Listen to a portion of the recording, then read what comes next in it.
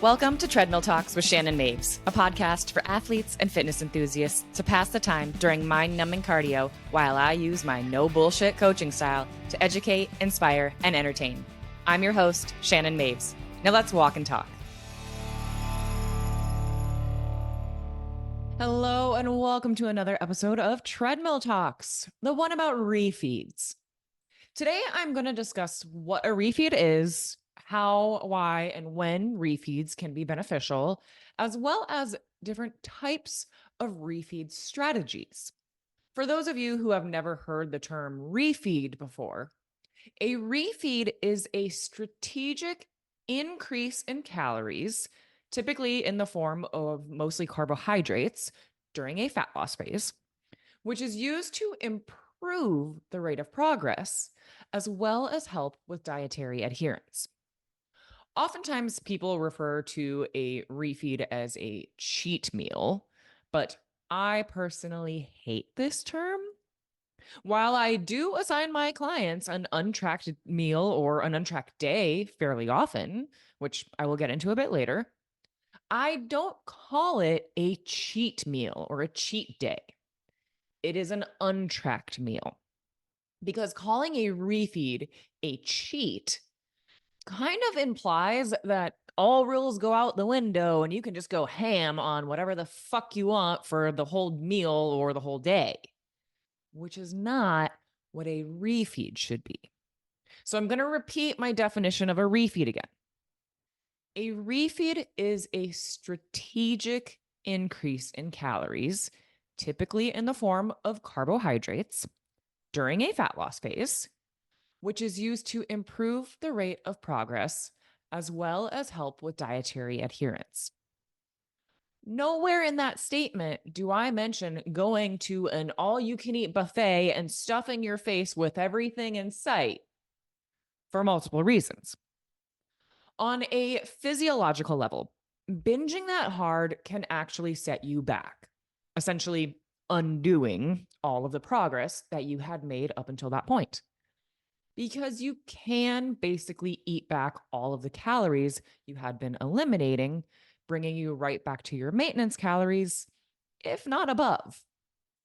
Or it can lead you to having to lower your intake even more on the other days of the week, ultimately increasing the likelihood of nutrient deficiencies, loss of lean mass, and more.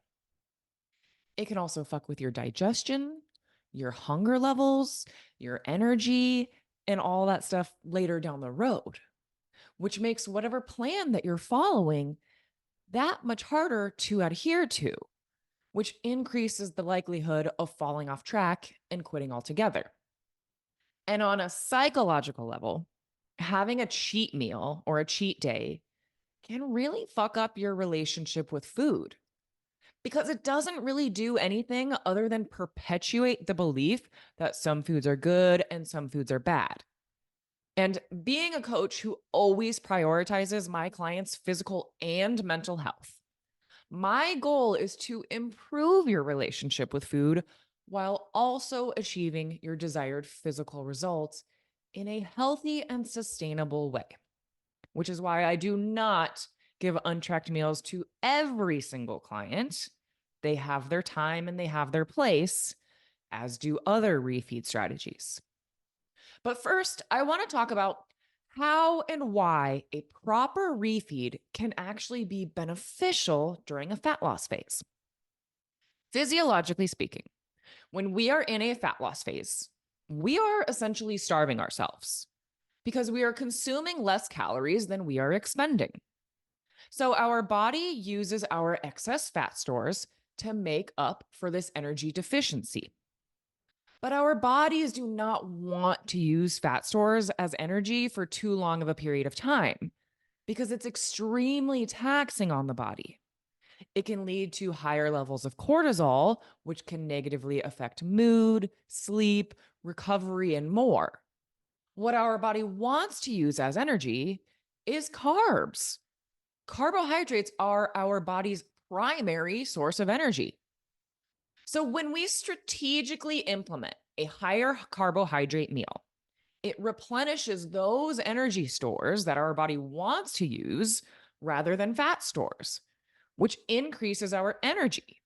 And this reduces cortisol too, which will improve sleep quality, mood, and more. Basically, it gives your body a small break from being in a fat loss phase, ultimately leaving you feeling a bit more refreshed and ready to go get after it again. Think of it as kind of like a vacation from being in a fat loss phase. When you take a vacation from work, the hope is kind of that you come back feeling more relaxed, refreshed, recharged, and ready to get back to work. So when you take a vacation from your fat loss phase, you should hopefully feel more relaxed, refreshed, recharged, and ready to get back to being in a fat loss phase. You should feel, at least for a period of time, more energized and ready to push hard in the gym again, which can help you sustain the caloric deficit that you had been in. But this is where it needs to be controlled because you want to make sure that you are eating enough to restore energy without eating so much that you take yourself out of a deficit, essentially undoing the work that you had been putting in. It should be a break where you eat at maintenance or maybe slightly above for a brief period of time.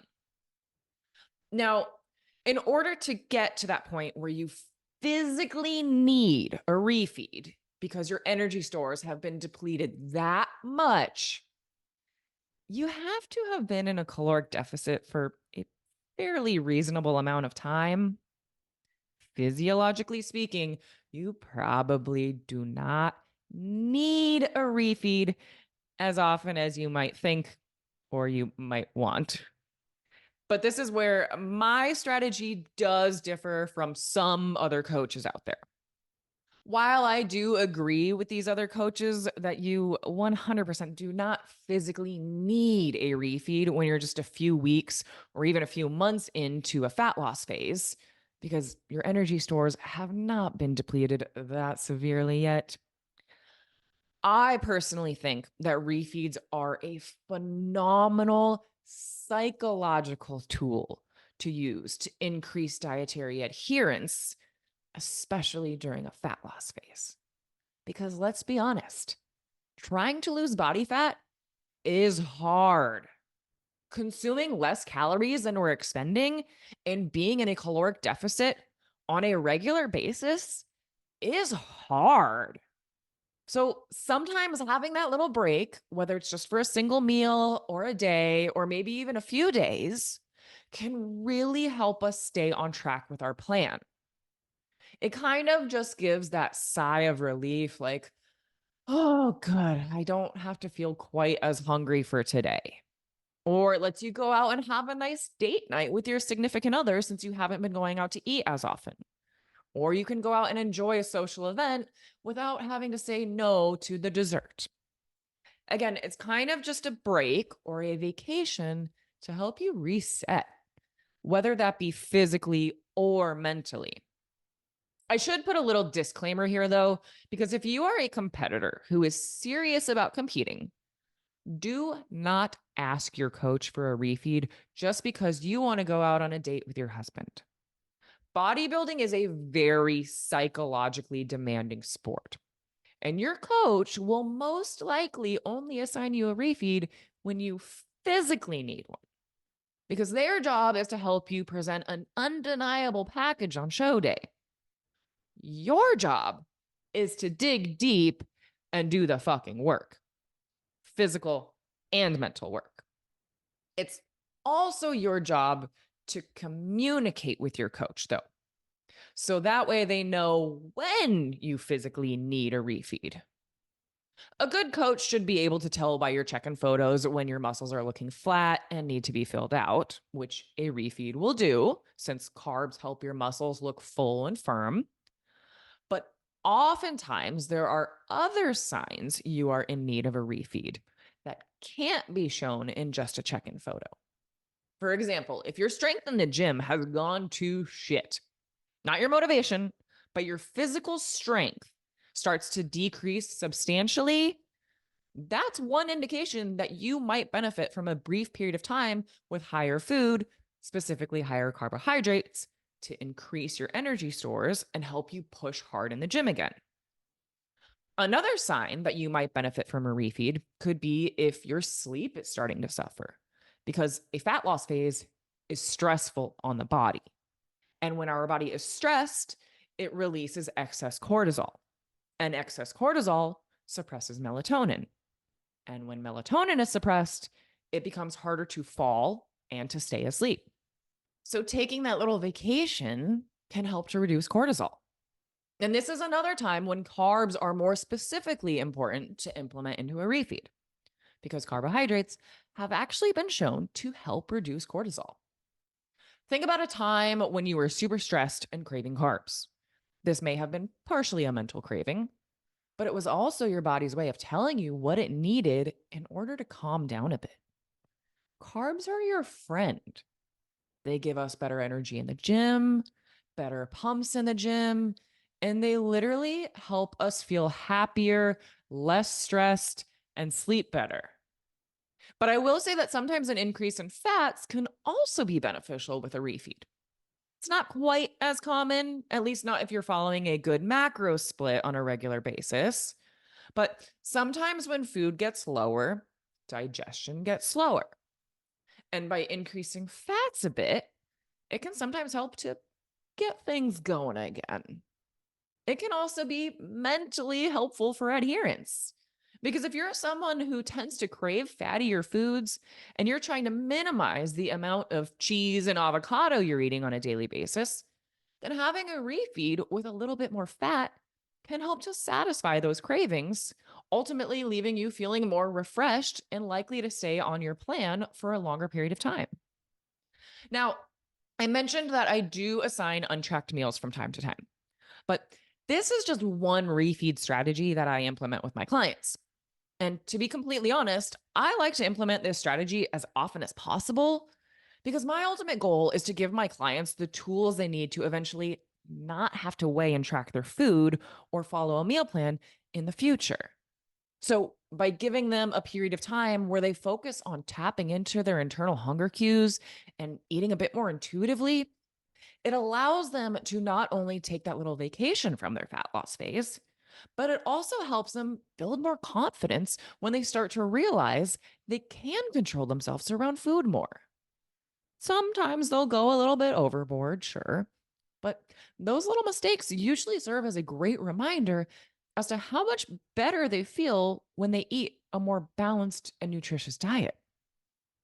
I don't assign this type of refeed for everyone all the time, though, because sometimes we're just not in the headspace to eat whatever is available to us. Whether it's because we've been in a fat loss phase for a long period of time and our hunger hormones are out of whack and we can't trust them, or it could be because we're sad or mad or stressed or feeling some type of emotion that could potentially lead to emotional eating. These types of situations typically call for other refeed strategies, which I refer to as more controlled refeeds. And the type that I assign depends highly on the specific client and their specific situation. I'm always taking physical and mental health into consideration when I assign them. For instance, if I have a client who is tracking macros, but they tend to feel a little bit burnt out from it, I might have them take a day or two here and there where they just track their calories, or maybe their calories and their protein. But if I have a client who enjoys tracking macros and they just straight up need a bump in food once in a while, I will assign them higher specific macros. If I have a client who prefers to follow a meal plan, I might tell them to go out to eat and treat themselves to a burger or sushi or pizza or something else that has been more specifically assigned to them so that it's still like part of their meal plan, but it's not on their typical meal plan. So that way they kind of get that mental break and that bump in food.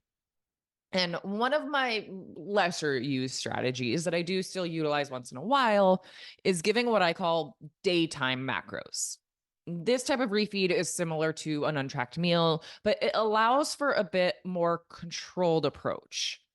I'll typically use it when a client has a big event they're going to, or maybe a vacation or something, but perhaps they want to stay diligent with their plan and also relax a bit more at the same time so that they can enjoy that event or that vacation to the fullest. Or maybe they are trying to kind of test the waters with an untracked day to see how they do around food when it isn't tracked. So, what I'll do is I will assign them macros for the rest of the day while they are not at the event. This way, it ensures that they do not over or under eat beforehand or afterward. The event doesn't have to be at night, but it basically ensures that they aren't trying to starve themselves just to save macros or calories for whatever event. Because typically what ends up happening there is you undereat and your eyes get bigger than your stomach when the food does arrive. And then you end up eating even more than you would have if you had just eaten normally throughout the day. And it can also help ensure that you get sufficient protein while still having more freedom to relax and enjoy other foods later on. The last thing I want to talk about in regards to refeeds is refeed timing. Because there is and always will be lots of debate around whether or not a refeed should be taken before a workout, after a workout, on a rest day, etc. So here's my take. If you are finding yourself to be lower on energy due to being in a fat loss phase for an extended period of time, take your refeed before you train. The exact amount of time before you train will vary from person to person. Some people find that their energy spikes fairly quickly after a refeed, whereas others might take a bit longer for their energy to be noticeably higher. To give an idea of the type of time frame I'm talking about, it's usually anywhere from like 12 to 48 hours after a refeed when you get that killer post-refeed workout in. But if you're taking your refeed because your hunger has just been insatiable and you're feeling like you're more likely to fall off plan, then I would recommend taking your refeed on whatever day your highest intensity training session is on. Something like a leg day, which is more taxing than just training like arms or something, can definitely cause increased feelings of hunger. So eating that burger and fries after a killer leg day can really help to curb that hunger a bit more, ultimately increasing the chances of dietary adherence long term. Lastly, if you are taking your refeed because you have been super stressed, your sleep has been shit, you're irritable, or whatever else along those types of lines, then I would recommend taking your refeed on a rest day. This is because exercise is a stressor on the body. And if your cortisol is that high, then consuming a higher carbohydrate meal while also giving your body some much needed rest can really help to drop cortisol levels back down, helping to improve your sleep, your mood, your energy, and everything else. I'm not going to lie, refeeds aren't the simplest concept to understand, but I hope this episode helped to clear some things up or taught you something brand new. As always, if you have any questions, please do not hesitate to DM me. I would be happy to help. And if you liked this episode, please be sure to give it a rating or a review to help it get it bumped up on Apple, Spotify, YouTube, or wherever you're listening. Or take a screenshot to share to your social media so that your family and friends can hopefully learn something new too. And be sure to tag me. And if you're interested in working with a coach who doesn't treat you like a robot and only assigns refeeds when you physically need them, but also takes into consideration your mental health and your relationship with food, then click the link in the show notes to apply to work with me.